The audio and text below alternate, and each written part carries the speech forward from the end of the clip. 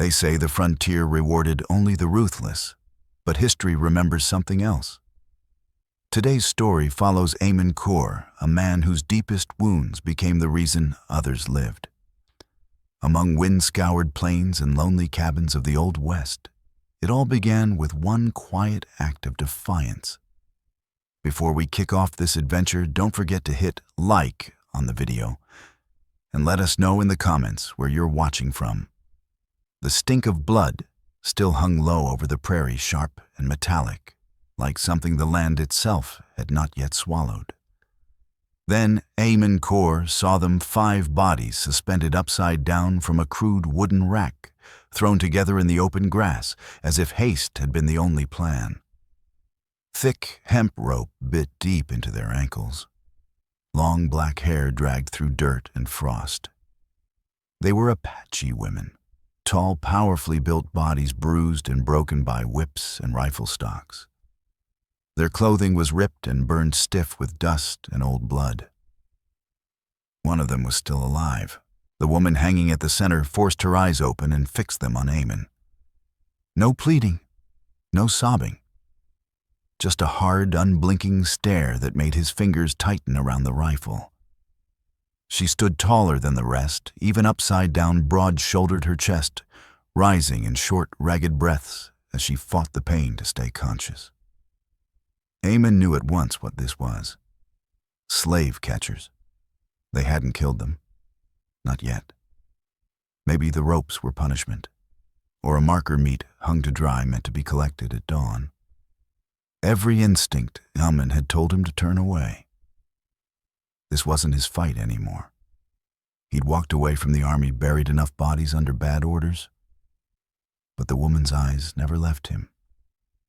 And in that instant, Eamon Kaur understood that if he turned his back now, he'd lose whatever was left of himself. He reached for his knife. The first rope dropped. Eamon Kaur's cabin had never held so many bodies. 5 heavy forms lay across the narrow floor, leaving barely room to move. He shoved the table aside, jammed the chairs against the wall, clearing space so they could lie flat. None of them cried out. Eamon set water to boil and ripped old shirts into strips for bandages.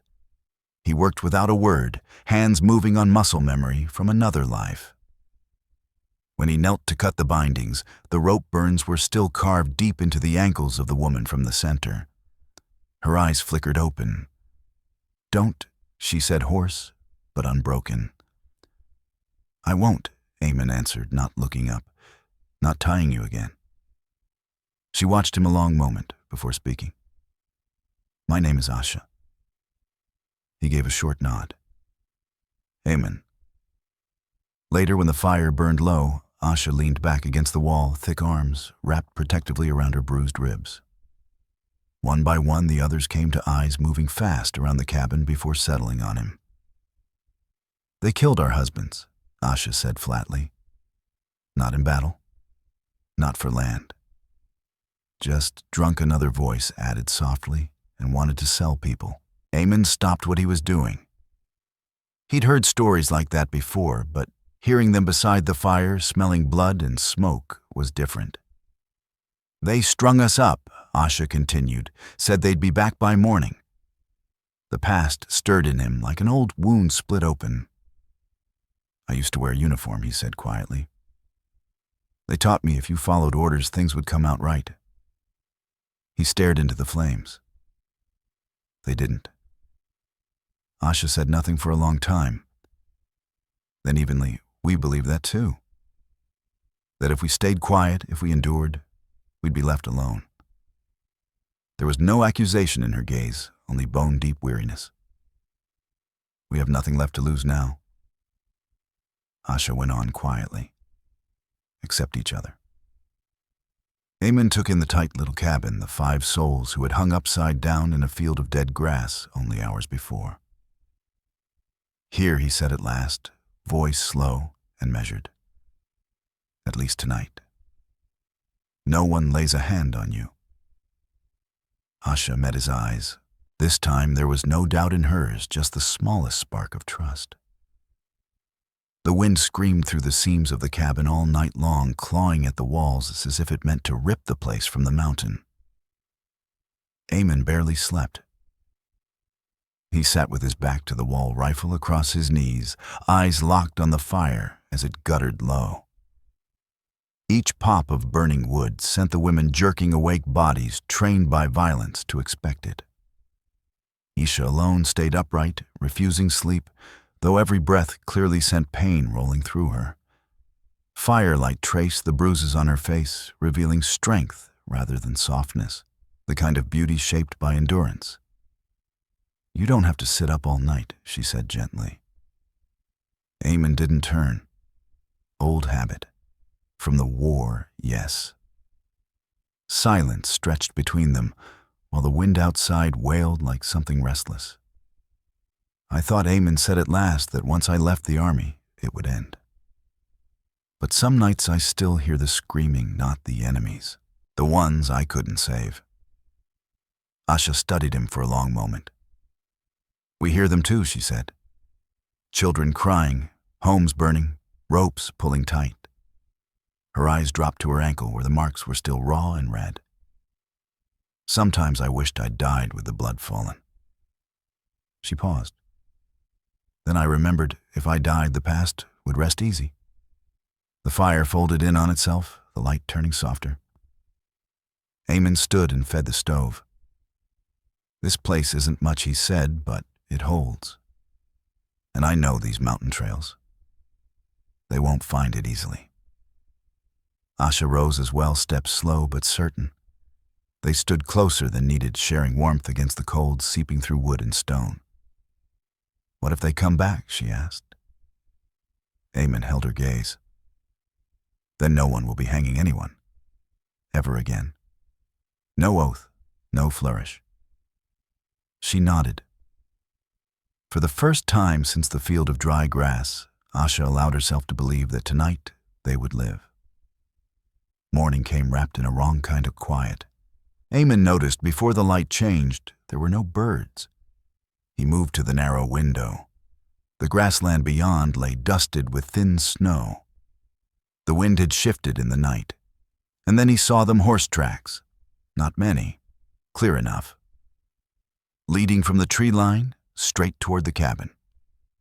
Eamon didn't need to guess. Slave traders never walked away empty-handed. They had returned sooner than Eamon expected. He turned back inside the cabin. All 5 women were already awake, gathered close by instinct. Asha stepped forward without a word, simply locking eyes with Eamon. "They're coming," he said. No one panicked. People who had once been strung upside down in open grass didn't fear the same way anymore. Eamon lifted the lid of a wooden chest and pulled out 2 worn rifles and a revolver. He set them on the table.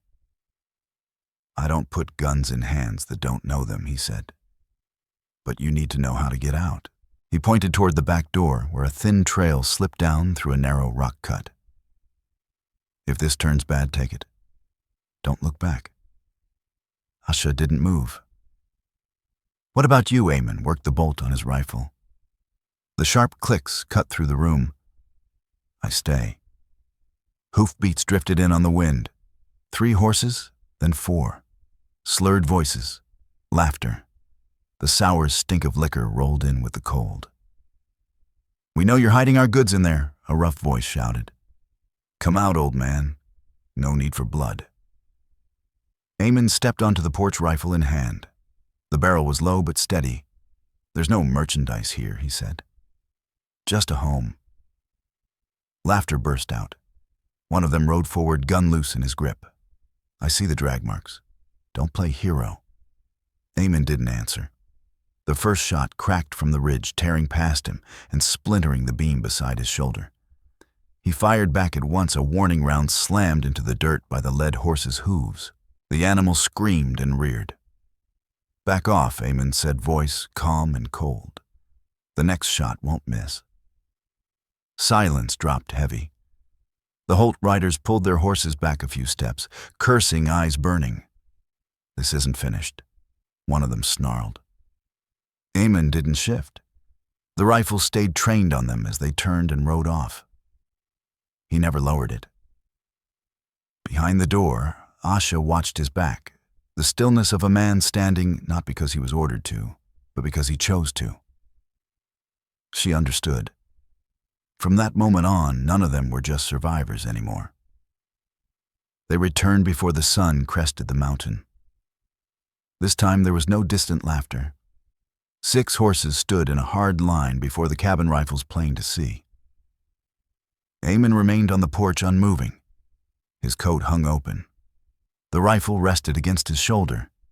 Wind kicked dry dust around his boots. The man at the front spat into the dirt. "Old man," he said, soaked in drink. "You think you can keep 5 pieces of merchandise inside?" No one spoke, but Eamon knew they were there standing shoulder to shoulder, hearing every word. "Leave," Eamon said. "This is your last chance." One of them sneered. "You used to wear a uniform. I heard about that. But you don't have an army now." "No badge," another added. "Just a rotting shack and a handful of Apache women." Eamon stepped forward. The porch creaked under his boots.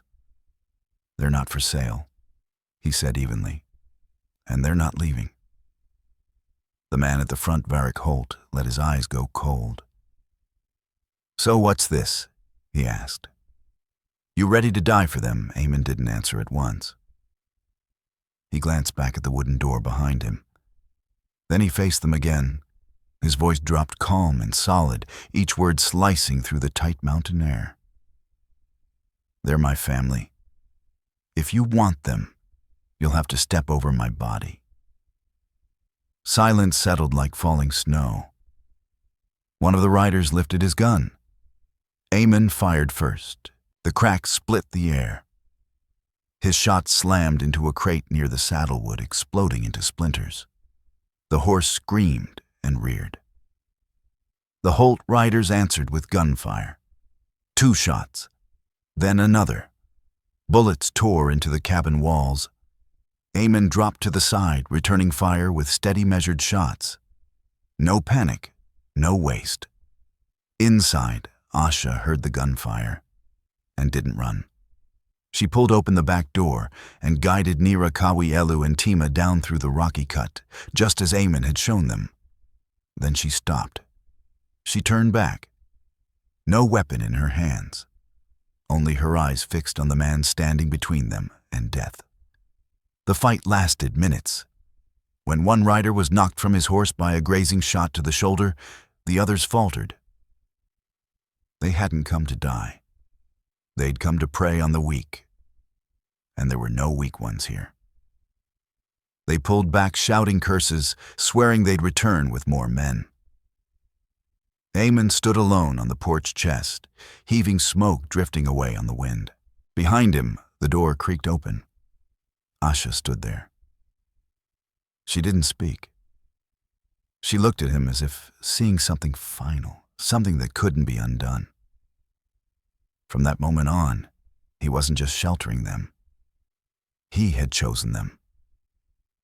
Night came slow, as if the mountains themselves were holding their breath after the gunfire. Eamon sat on the porch steps, wiping powder residue from his hands with an old cloth. His shoulder ached not from a bullet, but from hours of strain.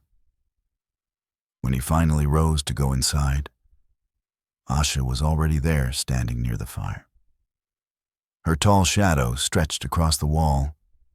The bruises on her wrists were still visible, but her posture was unbroken. There was no suspicion left in her eyes.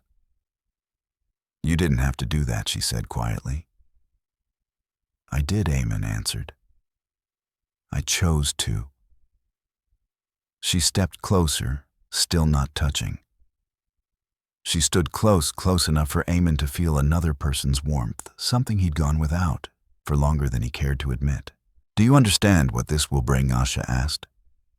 "I do," Eamon said. "I've spent my life taking orders. This time, the choice is mine." She stayed silent for a while. Then she lifted her hand and brushed the cut along his cheek, awkward, unsure, the touch of someone unused to reaching out without fear. No one has ever stood in front of us like that, she said. Not soldiers, not white men. Eamon let out a faint, tired smile.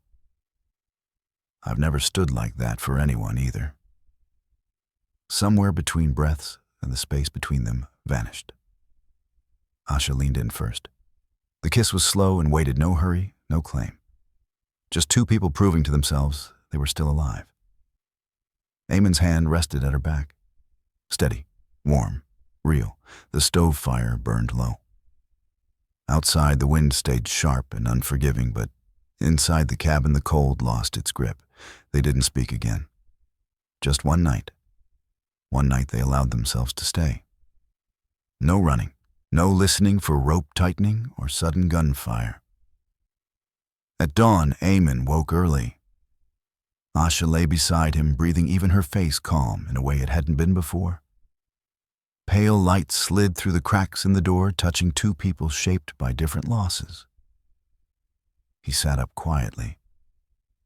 Once the sun climbed higher, the Holt riders might return. The law might follow. The world beyond the cabin was still cruel. But something had shifted in the night. From here on, he wouldn't be standing on that porch alone. After the first thaw, the ground softened. Eamon noticed the morning his shovel no longer rang against frozen earth. Without anyone marking the moment that the cabin began to change, it stopped being a hiding place. The roof was patched tight. The fence stood straighter. The narrow trail through the rocky cut vanished beneath dry brush. Small things done only by people who intended to stay. Asha worked from dawn to dark. No one ordered her. No one needed to. She split wood-braced walls, hauled water her broad shoulders, taking on labor that would have broken lesser men. Nira, Kawi, Elu, and Tima fell into their own rhythms without words. They had learned long ago how to survive together. The difference now was simple. No one was driving them away. One afternoon, Iseman pulled on his coat and saddled his horse. "I'm riding into town," he said. "A few days." Asha looked at him. She didn't ask when he'd be back. She only nodded. The town hadn't changed dirty loud, filled with eyes that lingered where they didn't belong. Eamon kept his mouth shut.